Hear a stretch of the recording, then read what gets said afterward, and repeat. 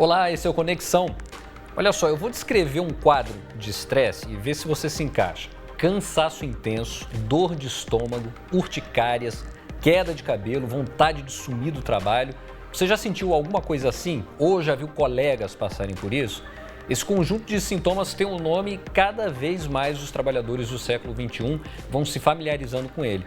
A gente está falando da síndrome de burnout, que em português tem um sentido de esgotamento mesmo. Eu vou conversar sobre isso aqui no estúdio com o pesquisador André Luiz Códea, professor da Rede Municipal do Rio de Janeiro, a psicóloga Sabrina Ferrer, que trabalha numa plataforma de terapia online, e a neurocientista Ana Carolina Souza. Muito obrigado pela participação de vocês aqui no Conexão. Esse é um tema que tem tudo a ver, né, com o século XXI, com o mercado de trabalho atual. Queria começar perguntando aqui para o André, já passou por isso, André? Ou conhece aí professores, colegas que se viram nessa situação? Sim, não passei particularmente por isso, mas conheço alguns colegas que efetivamente tiveram problemas relacionados à síndrome de burnout e é algo bastante incapacitante do ponto de vista laboral. A pessoa muitas vezes fica afastada mesmo, às vezes por longos períodos, e é algo um pouco difícil de se lidar em muitos casos.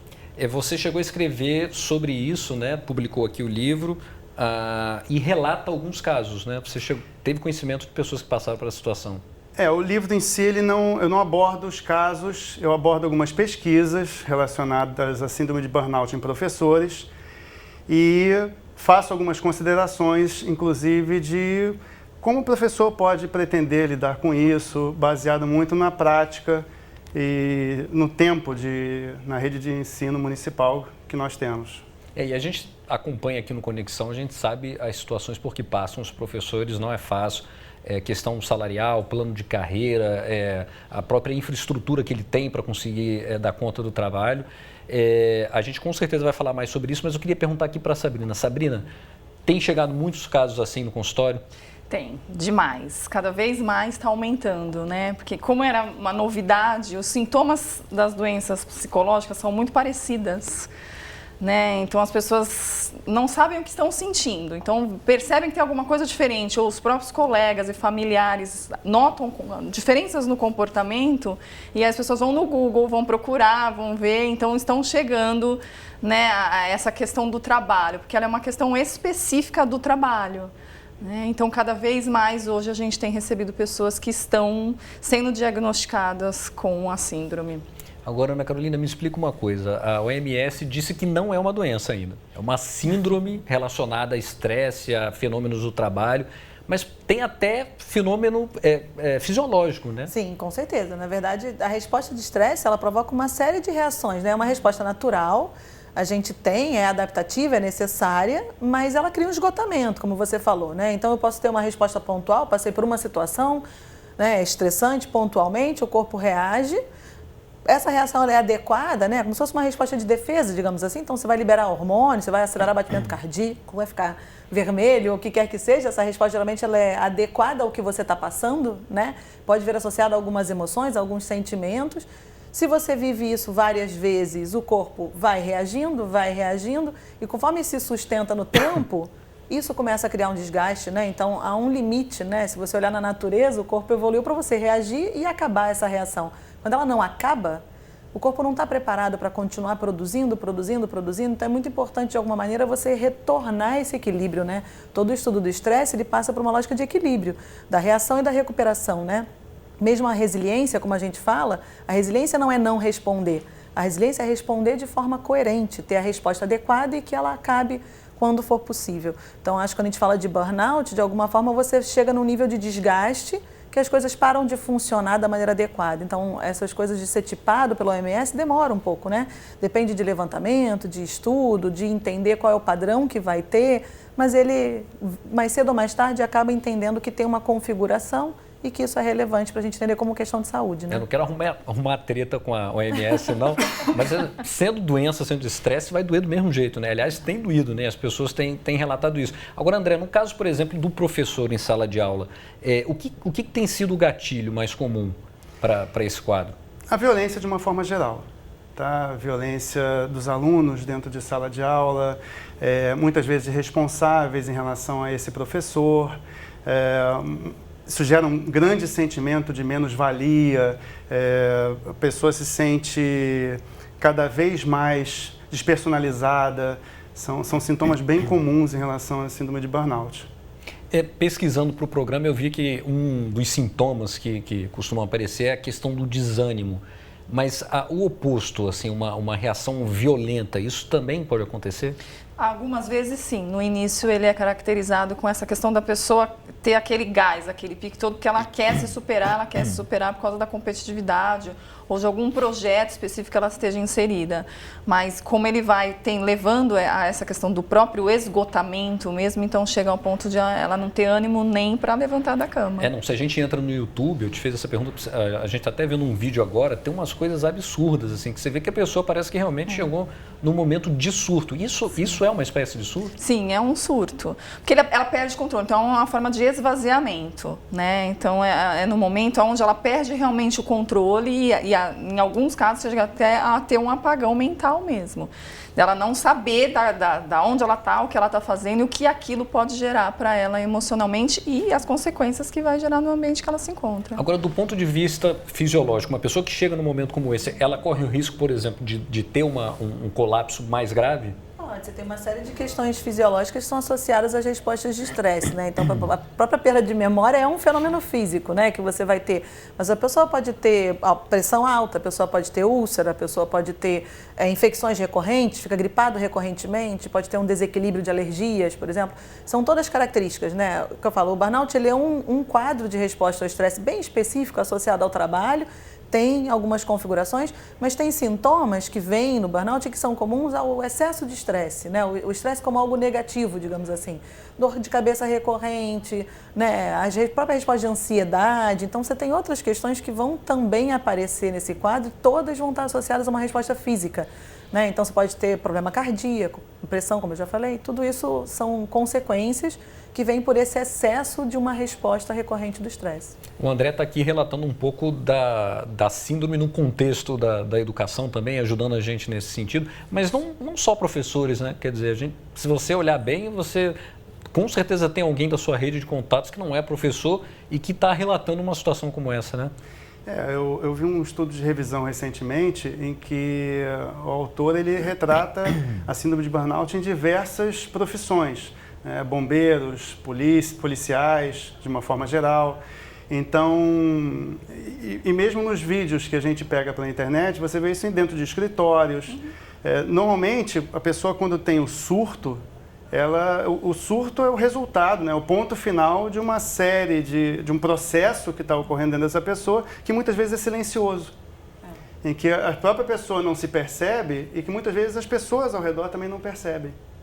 E uma coisa que é interessante que a gente estava conversando até um pouco antes, né, que está abrindo um pouco, né? A quantidade de áreas onde a gente identifica agora a resposta de burnout está aumentando. Então, se por muito tempo se estudou com professores, com bombeiros, com policiais, quer dizer, grupos que entendiam-se como um grupo mais vulnerável pelas configurações que se tinha de trabalho, você agora tem uma discussão de que, por exemplo, grupos mais jovens nas empresas, como os millennials, têm uma susceptibilidade maior ou, de alguma forma, estão numa condição onde tem tido mais casos de burnout, né? Então, acho que a maior questão que a gente está vivendo hoje, um pouco por essa mudança na relação com o trabalho, a mudança que a gente tem da dinâmica de trabalho, é que está aumentando o número de casos e está se abrindo em diferentes áreas de atuação. E isso acho que é um alerta para a gente entender o que está acontecendo, né?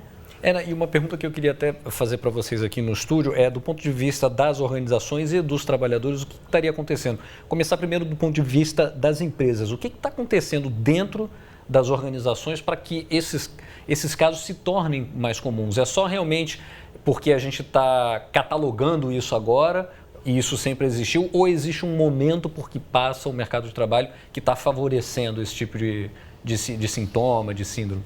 Na realidade sempre existiu, mas era pouco divulgado, né? Porque é muito confundido com estresse. Então não se tinha um comportamento específico para essa situação. E hoje não, hoje ela está muito mais difundida justamente porque as organizações estão abrindo muito mais espaço para isso. E o momento que a gente vive também, principalmente no nosso país, de instabilidade, de insegurança, né, tá levando o trabalhador a desenvolver isso em relação à pressão. Então ele chega no trabalho, mas ele não sabe se ele vai sair dali empregado, as situações que ele tem que entregar, a pressão que está em cima dele, e ele não tem, a maioria das vezes, uma estrutura psicoemocional forte para lidar com aquilo. E algumas, né, vezes a própria empresa não passa isso para ele, essa estabilidade, essa segurança, não proporciona para ele ali dentro mesmo essa questão. Porque também é de responsabilidade da empresa gerir o seu funcionário de maneira a ter uma qualidade de vida ali dentro, já que ele passa a maior parte do tempo dele ali. Essa é uma questão de gestão de pessoas que as empresas deveriam investir. Sim, olhar mais e ter um olhar mais cuidador, né? Algumas empresas hoje já têm essa visão, né? Mas vai depender muito da empresa, da filosofia dela e principalmente do departamento de gestão de pessoas. Agora, na avaliação de vocês, talvez também haja um medo, uma preocupação por parte do profissional de se afastar para fazer esse tratamento, para saber exatamente o que está passando com ele. Existe esse receio? É um pouco um mito, né? Acho que a gente ainda está lidando com uma questão de que você entender que a saúde mental é saúde, que tem que ser tratada, tem que ser atendida. Acho que primeiro tem um mito, né? Até a pessoa reconhecer, um pouco como a Sabrina falou, né? Quando a gente começa a conhecer o fenômeno, quando ele é descrito, mais pessoas falam, né? Tem programas discutindo, é mais fácil alguém identificar o que está acontecendo. Até então, você se sente mal, mas não sabe muito bem de onde vem e não sabe se isso é válido, digamos assim. E aí você expor isso gera um constrangimento, é mais difícil de abordar, pelo parte do indivíduo, né? Pela organização, eu acho que também, se a gente não tem esse reconhecimento de que vale a pena investir, parece que você está tratando coisas que não são relevantes. Mas hoje a gente tem aí, né, grande parte das questões de afastamento, de perda de produtividade, vem por questões de saúde mental, burnout sendo um dos que a gente mais vê, né? Então, investir em saúde mental, investir em qualidade de vida, para a empresa, olhando para a organização, é retornar produtividade e é retornar rendimento, né? Então, cuidar das pessoas é, na verdade, melhorar para os dois lados, digamos assim. E o que seria uma atitude, assim, digamos, do ponto de vista de gestão de pessoas, eficiente por parte das organizações? Assim, que tipo de abordagem eles poderiam propor? Grupos de apoio dentro da empresa, uma orientação mais individualizada? Como é que seria isso? Maior acessibilidade também, né, ao departamento, porque as pessoas têm medo ainda de chegar no departamento de gestão de pessoas e falar, né, que estão com problema, que tem alguma coisa errada, justamente por isso, porque temem a perda do emprego, né, temem as retaliações que possam vir. Então, preferem estar cuidando disso paralelamente ou não dando a devida importância àquilo, do que levar a isso. Porque muitas empresas realmente não têm essa estrutura. Então, essa informação vai chegar nesse departamento e ela vai morrer por ali mesma. Não vai ter se dado o devido valor para aquilo. Agora, existe uma desinformação, talvez, também por parte das empresas? Ou... Existe. Talvez não tanto desinformação, mas talvez até um interesse em promover esse tipo de atividade. Na minha concepção, o diálogo é algo importante dentro da empresa, de você ter a oportunidade de falar sobre o seu problema, sobre o que está acontecendo com você. Você tem um canal para que você possa falar sobre isso. A coisa fica muito silenciosa quando você não tem com quem falar e ela vai evoluindo dentro da pessoa, e quando você chega num determinado momento, a pessoa explode.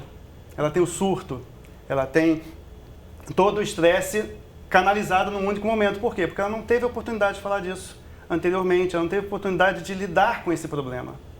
Um dos pontos que eu tenho trabalhado bastante é treinamento de liderança, quando você fala de organização, né? Então, trabalho é uma fonte de estresse conhecida, né? O burnout vem aumentando dentro das organizações, começa a ser um problema, porque você está tendo uma perda aí de produtividade e uma perda financeira de afastamento médico das pessoas, né? Que precisa ser feito, tem que ser feito.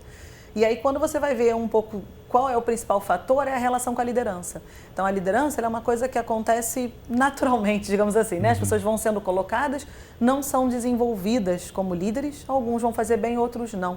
Então, grande parte do atrito vem da relação com a liderança, e hoje grupos que têm tido uma boa performance nesse sentido têm investido muito no desenvolvimento de liderança, trazendo aspectos emocionais, medindo o estresse desses líderes, tentando entender como é que eles estão emocionalmente, como é que você orienta eles para se manterem saudáveis e como é que eles mantêm a sua equipe saudável e com isso você consegue trazer um ponto mais adequado, trabalhando o ambiente como uma forma de você ter uma atmosfera ali mais eficiente para todo mundo. A gente tem que ficar de olho mesmo, né? Hoje em dia não dá para a gente mais aceitar trabalhar em condições de desrespeito aos nossos limites, né?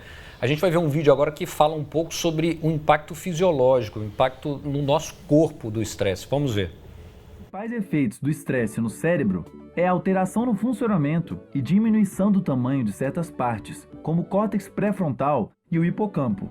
O problema é que essas regiões são essenciais para lidar com situações estressantes, já que estão por detrás da nossa capacidade de autocontrole e aprendizagem.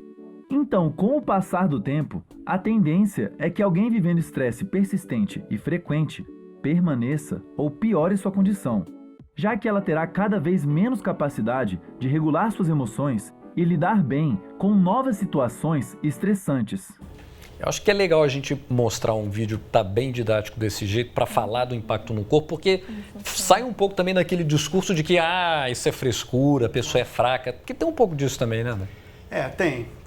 Tem muita ainda uma certa cultura de você deixar essa situação como sendo um problema acessório da sua vida. Ela não é um problema principal, eu posso deixar isso de lado, isso aí não é importante.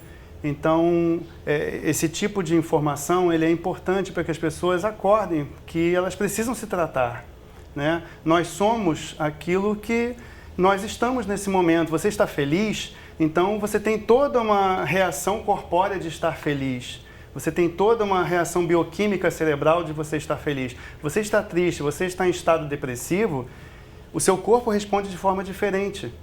Então, você tem, sim, respostas fisiológicas a esses estados de estresse, a esse estado de estresse contínuo, que é o característico do burnout. É uma coisa impressionante, porque você literalmente vai destruindo, né, a sua cabeça e as suas capacidades, né? E eu queria perguntar aqui para a Sabrina, a gente vive hoje num ambiente, num mundo em que essa questão de ser multifacetado, fazer várias coisas ao mesmo tempo, isso é muito valorizado. Esse tipo de circunstância favorece também a esse esgotamento, esse quadro? Favorece. Porque ele não consegue se focar, né? Ele começa a perder realmente todas as noções, primeiro de quem ele é, né? O que realmente ele gosta, onde eu sou melhor, então ele não consegue se desenvolver, ele não consegue desenvolver as suas competências, as suas habilidades. E ele vai tendo que agregar todas essas situações e a maioria das vezes tem o mínimo preparo, é por pressão. Né? Então, essas questões vão sendo introduzidas nele com muita rapidez e muito forte, aonde ele perde o controle emocional totalmente. A inteligência emocional, na maioria das vezes, nós não sabemos trabalhar, né? As pessoas não têm a menor noção de como controlar e de como lidar com ela. Então, é onde ela abre as portas aí para todas essas situações estarem invadindo. Porque apesar das circunstâncias serem muito comuns assim, no ambiente de trabalho, nem todo mundo chega a esse nível, né? Sim, de surto, enfim, de síndrome. Não, isso passa por uma série de características, né? Pode ter a ver com questões de personalidade, mas isso é o que a gente menos consegue ver, né? Passa muito pela experiência. A gente diz que a experiência ela é subjetiva, né? Toda a realidade ela é construída no seu cérebro de alguma maneira. E aí, às vezes, a maneira como você está vivendo aquela situação é diferente da maneira que eu estou vivendo aquela situação e você vive um acúmulo, né? Então, tem o que você está vivendo no trabalho, tem o que você traz da sua vida pessoal, traz de casa. Tudo isso pode tornar você mais ou menos vulnerável. E as relações, elas acabam sendo exclusivas, né? Então, pode ser que uma pessoa acabe tendo num momento mais vulnerável, passa por uma situação e deflagra uma resposta de burnout e outra pessoa vai passar pela mesma situação, mas ela não tem. E aí tem alguns fatores que eu acho que são importantes da gente falar, né? Por exemplo, a questão do suporte social, ele é uma coisa que faz muita diferença. Então, às vezes, você tem um grupo de pessoas passando pela mesma situação. Se uma pessoa ela é um pouco mais isolada, não tem muitos amigos, trabalha muito sozinha, ela tem mais risco de ter uma questão como burnout do que uma pessoa que está vivendo a mesma situação, mas tem um trabalho em equipe, ou tem um suporte, ou tem um melhor amigo no trabalho, né? Uma das perguntas que se faz é, você tem um melhor amigo no trabalho? Parece bobo, mas isso é suficiente porque você sabe que o suporte social é capaz de amenizar drasticamente a resposta ao estresse. Então é uma coisa que também você pode trabalhar melhor, por exemplo. Né? E existe uma associação nesses casos também de um quadro de síndrome de burnout com depressão, por exemplo? Isso costuma acontecer? Sim. Normalmente você tem associações nesse sentido, sim. Muitas vezes como efeito, outras vezes como causa. Então, a dificuldade existe, a gente estava inclusive conversando sobre isso anteriormente, exatamente você determinar o que é uma coisa e o que é outra. Quando é que isso acontece? Ainda não se tem exatamente uma forma, um diagnóstico preciso de você conseguir saber como é que a pessoa chegou naquele estado e por que algumas chegam e outras não. E uma das coisas que a gente já sabe hoje é que o próprio estresse ele é contagioso, né? Quer dizer, você não só tem a questão do impacto daquele indivíduo, mas uma pessoa com um burnout dentro de um escritório, ela pode contaminar, digamos assim, né? Outras pessoas. Então, você tem estudos mostrando que o impacto que eu tenho no meu cérebro, que a gente viu no vídeo, ele passa para outra pessoa. Então, se o André convive comigo... É um efeito dominó, então. Um efeito dominó. Então, as alterações cerebrais são percebidas no cérebro de pessoas que convivem com pessoas que estão nessa situação. Então, realmente é uma coisa que vale a pena você trabalhar estruturas para ir amenizando tudo isso, né? Porque aí a irritabilidade, né, a impulsividade, a dificuldade de tomar decisão, a dificuldade de se concentrar, ela vai piorando, pelo que a gente viu, né? Que são alterações críticas no cérebro das pessoas. Agora, as melhores abordagens, a pessoa que se perceber nessa situação, o que ela deve fazer primeiro? O que vocês recomendam? Procurar ajuda. É urgente ver o que é que está acontecendo mesmo, para ela saber o que é. Né? E aí, com essa ajuda, no caso, né, não necessariamente com um psicólogo, mas alguém com que ela possa desabafar e falar como ela está se sentindo e o que ela está vivendo. E aí ela vai ver quais são os cenários, né, que ela está ali sendo inserida e o que pode ser feito. Né? Rever conceitos. Né, às vezes a pessoa não tem válvula de escape, ela está vivendo aquilo, aquela pressão 7 dias por semana, todo o tempo. Ela não consegue ver uma saída. Não consegue ter, né, o olhar fora daquela caixa. Né? E às vezes ela está muito submersa naquilo e é aí que realmente ela se perde mesmo. Mas aí numa situação como essa, é imprescindível que ela se afaste? Ou é possível conciliar ali o tratamento? Não, é super possível, é super possível. Nesses casos, o que vai ser indicado? Essa autorreflexão, né, para ver o que é que está acontecendo com ela, onde é que está o problema. Então, o fator gerador daquilo tudo é o trabalho. Mas o que no trabalho? É o chefe, é o projeto específico que ela está inserida, é o ambiente, é o clima, às vezes são férias acumuladas. Então, várias alternativas existem antes de chegar ao extremo de um afastamento. Né? Então, às vezes é uma pessoa que está ali, não tem a menor válvula de escape. Então, você vai indicar fazer um exercício físico, tirar algumas horas para fazer alguma coisa de prazer, que ela goste, que ela se identifique. Aí isso você vai tendo todas. Medicação existe também, em alguns casos? Então, uma medicação específica para isso nós não temos. A gente vai ter os antidepressivos, os imunossupressores, mas isso são questões muito mais graves. Cada né? caso é um caso. Cada caso é um caso. A principal é avaliar e ver o que está gerando aquilo e tentar fazer com que ela saia daquele ambiente. Então eu trabalho de segunda a sexta naquele horário. Fora do meu trabalho, o que eu vou fazer? Né? Então eu vou para um cinema, eu vou numa praia, eu vou fazer alguma coisa que me remeta a prazer. Alternativas. Tem muita gente que hoje em dia fala em mindfulness, que é aquela plenitude de mente, que é quase uma meditação. Que é acaba sendo uma espécie de terapia, né? É uma forma da pessoa conseguir um relaxamento, um estado em que ela consiga refletir sobre si mesma. A pior postura para mim é o isolamento.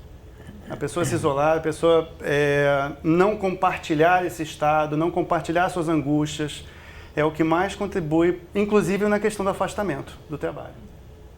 A gente está chegando no final do programa, eu queria ouvir uma última recomendação da Ana. Não, acho que é isso, né? Quando a gente vê quais são as bases que são recomendadas, né? Trabalhar suporte social, então você buscar dentro ou fora do trabalho uma rede de apoio, alguém com quem você conversa, alguém com quem você pode falar o que você sente e que de alguma maneira te entende.